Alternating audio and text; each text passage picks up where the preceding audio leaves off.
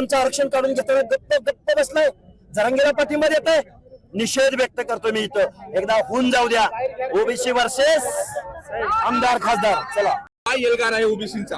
हा तालुक्याला जर 1 लाखापेक्षा जास्त माणसं जमा होत असतील तर मग मुंबईला महाराष्ट्रातल्या प्रत्येक तालुक्यामधून किती लाख लोक येतील याचा फक्त मुख्यमंत्री महोदयांनी विचार करावा. आमचे पहिल्यांदा 59 लाख कुटुंबियांच्या नोंदी रद्द करा आणि आताचा जो हा काळा GR काढलाय तो आज मराठवाडा मुक्ती दिनानिमित्त आम्ही एल्गार करून सांगतोय की हा GR पहिला रद्द करा, नाहीतर तुम्ही आमच्या घरी, आमच्या दारी, आमच्या वाड्या वस्त्या तांड्यावरती मत मागायला यायचं नाही. आम्ही क्रांती घडवू आणि महाराष्ट्र हा फुले शाहू आंबेडकरांचा महाराष्ट्र आहे, छत्रपती शिवाजी महाराजांच्या रयतेचा महाराष्ट्र आहे. हे इथल्या सत्ताधाऱ्यांना, आमदारांना, खासदारांना, डोमकावळ्यांना, कारखानदारांना, वतनदारांना आणि जागीरदारांना दाखवून देऊ. निषेध व्यक्त करतोय, बेकायदा GR देणाऱ्या सरकारचा निषेध व्यक्त करतोय, बेकायदा ओबीसी मध्ये मराठा समाजाला घुसवणाऱ्या इथल्या आमदार, खासदार, विरोधी पक्ष, मुख्यमंत्री, 2 उपमुख्यमंत्र्यांचा निषेध करतोय.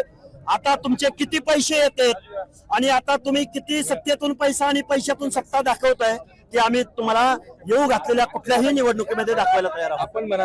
आम्ही मुंबईला चैत्यभूमीवर जाऊ, आम्ही महामानव डॉक्टर बाबासाहेब आंबेडकरांना विनम्र अभिवादन करू आणि ओबीसी एकत्र आणू आणि महाराष्ट्रामधला राजकारण सत्तापाठ बदलून दाखवू. एका इथे किती लोक आहेत, कळमनुरी घ्या, मुखेड घ्या, जत घ्या, सासवड घ्या, कुठला पण मतदारसंघ घ्या, आमची मतं किती आणि तुम्ही आम्हाला येड्यात करताय.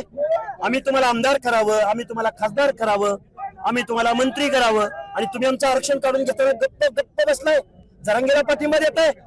निषेध व्यक्त करतो मी इथं. एकदा होऊन जाऊ द्या ओबीसी वर्सेस आमदार खासदार. चला.